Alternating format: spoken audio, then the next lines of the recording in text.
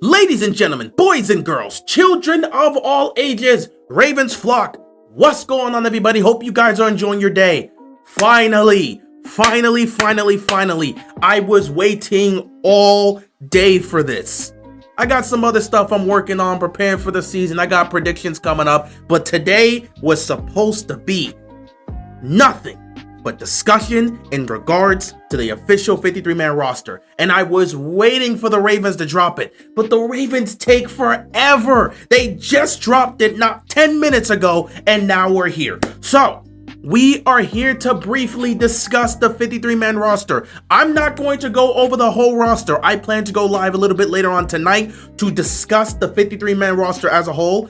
As you can see, it's right behind me. Love this green screen. You have all the names here. I'm gonna give you a chance to see it in case you don't have it here. We will be discussing it on the live a little bit later on tonight. But for this video, I just wanted to point out a few things I noticed when I saw the list, and a few things some of y'all may not know if you weren't keeping up with the reports in terms of who's been cut. I want to discuss that aspect here today in this video. So let's get started. The 53-man roster has been official, and if you see that first, right here, that first aspect right there where quarterbacks are, obviously you can tell there's only two, Lamar Jackson and Cooper Rush. Devin Leary was cut, in case any of you guys did not know that. That was to be expected. That's not much of a surprise. I just wanted to say it out loud. Devin Leary has been released. We all expected it. We knew the Ravens weren't going to keep three quarterbacks, especially with the amount of talent they have this year. They needed all the roster spots they can get. And based on who made the roster and who was cut, you can tell this was a very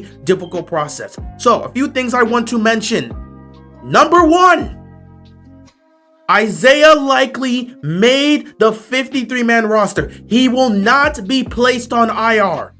He made the roster. He's on the initial 53-man roster list. This is fantastic news because the likelihood of him playing in week 1 against Buffalo is incredibly high. There's still one last test to see if that possibility will happen, and that involves him being on the practice field, practicing with the team on Monday. If we see that, he's potentially going to play in that game. If he's not at practice on Monday, he's probably not going to be playing week 1. But him not going on IR means Isaiah Likely will most likely make his appearance either week 2 or week 3. He will not have to sit out the whole 4 games. I hate that pun, but it did make me laugh. But yeah, Isaiah likely to play week 1, likely to play one of the first 3 games. He will not have to miss the first 4 games.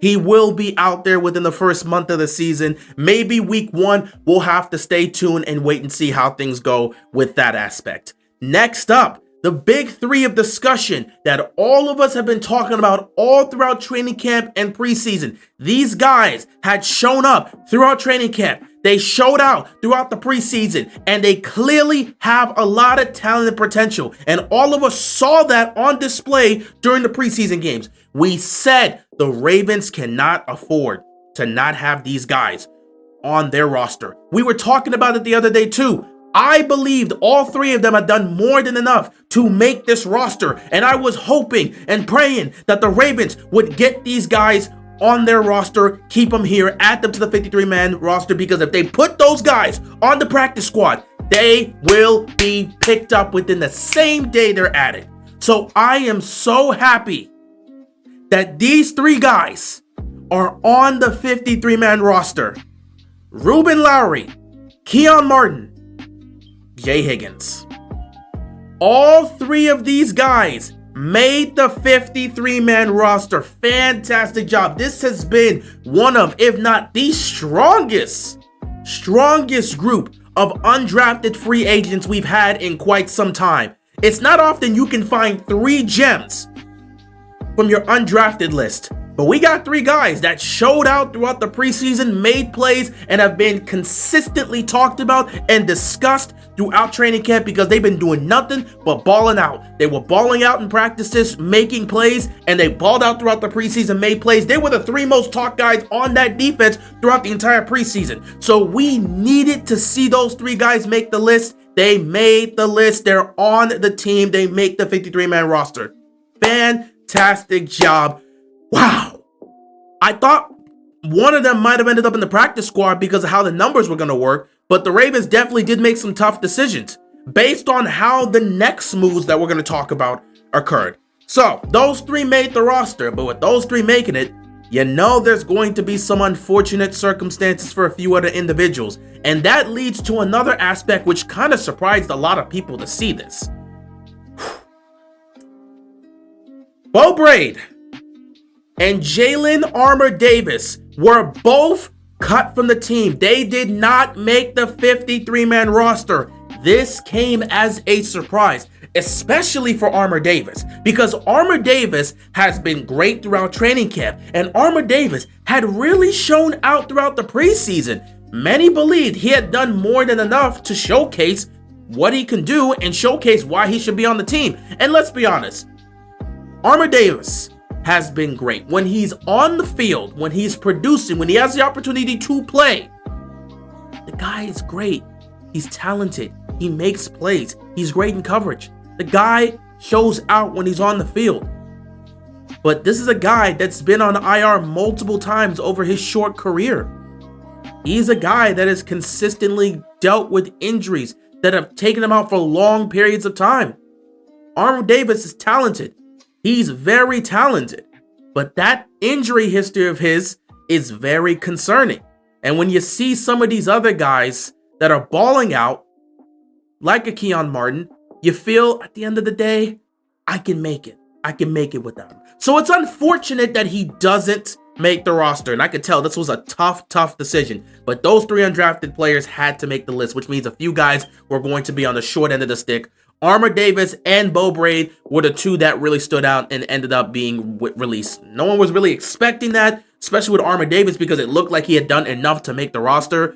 But again, Keon Martin and Ruben Lowry had done such a fantastic job and showed out throughout preseason and training camp that you just feel like you had to have them on the team, which is unfortunate for Beau Brade and for Armour-Davis, because they were the odd mans out when it came to that. Not to mention, TJ Tampa's been doing a fantastic job throughout training camp as well, and he's made some nice plays. So again, I think the Ravens feel comfortable knowing that TJ Tampa is making an impact throughout training camp. They feel a little bit more comfortable in saying, hey, Armour-Davis, even though you're playing well, we're gonna have to release you and try to get you on the practice squad. Realistically, Armour-Davis is not going to last long on the practice squad. If they do put him on the practice squad, somebody's going to pick him up. Somebody's going to pick him up. I'm sure the talks have already begun. Armour-Davis is a very talented guy, incredibly talented. If he's healthy and on the field, he's going to be productive and make plays. There's a bunch of teams that could use somebody like Armour-Davis right now in their secondary. So there's a high chance that he's not even going to last long on the practice squad if he was to ultimately end up there. But we'll see how things go. I think he has to clear waivers or something like that. But we'll see how things go. But yeah, Armour-Davis was the biggest shock of today in terms of the cuts. And then Beau Brade was a little bit of a surprise as well. But again, Ruben Lowry and Keon Martin did such a great job that they just had to be on the roster. They were far too impactful to let them go to the practice squad. They just had to be here. So that's ultimately how that went. Last but not least, a little bit of a surprise as well. Brent Urban was cut. He was released. He's probably going to be another guy that is going to end up on the practice squad as well, which is fine because again, the Ravens really had a lot of talent. I can't wait to break down this list when I start the live stream later on tonight, because the Ravens had an enormous amount of talent on defense this year. Just a wave of talent. It was not easy putting together this roster. Offensively, we knew what was going to be there from the offensive side, and there was some nice talent there, but again, your starters are more than well enough and fine enough from a depth perspective to not have too many of those reserve guys. We have talent through and through. So we knew the starters and some of the key contributors were going to be here. From the running back room, we knew how that was going to look. The quarterback room, the wide receiver room, the tight end room, we already knew how that was going to look. Even the offensive line, to an extent, we knew how that was going to look. So offensively, it wasn't a difficult process to eliminate that. But defensively, there was so much talent from the defensive side that clearly showcased itself throughout the preseason. Because like I said, they held teams in 3 games. They gave up 32 points and created 7 turnovers in 3 preseason games. Talent all around this defense. So to cut that down, it was going to be difficult. And there's a lot of talent on this team, a lot of talent on the defensive side. And it just left a lot of players that, again, are impactful and productive, but it left them the odd mans out because there was some serious tough decisions, and some guys that really showed out in preseason had to make this list. So unfortunately, Brent Urban, we brought him back and then he gets cut. He's going to end up on the practice squad as well. So we'll see what the practice squad is going to look like, but he's definitely going to be one of those guys that's on that list for the most part. Anyway, I'm going to cut things here. I just wanted to talk about a few of those things. We're going to discuss the entire 53-man roster on a live stream a little bit later on tonight. I just wanted to speak on those aspects because we were discussing that the last few days in terms of who's going to make the team and who's going to be on there and which of the undrafted free agents are going to make the team. We talked about the big three and hoping all three of those guys make it, and all three of them did make the list. So it's great to see that. With that being said, guys, I'll see you later. Be sure to tune into the live stream tonight where we're going to break down the entire 53-man roster. Can't wait to get that going. With that being said, guys, enjoy the rest of your night. I will see you later. Be sure to stay safe and peace out.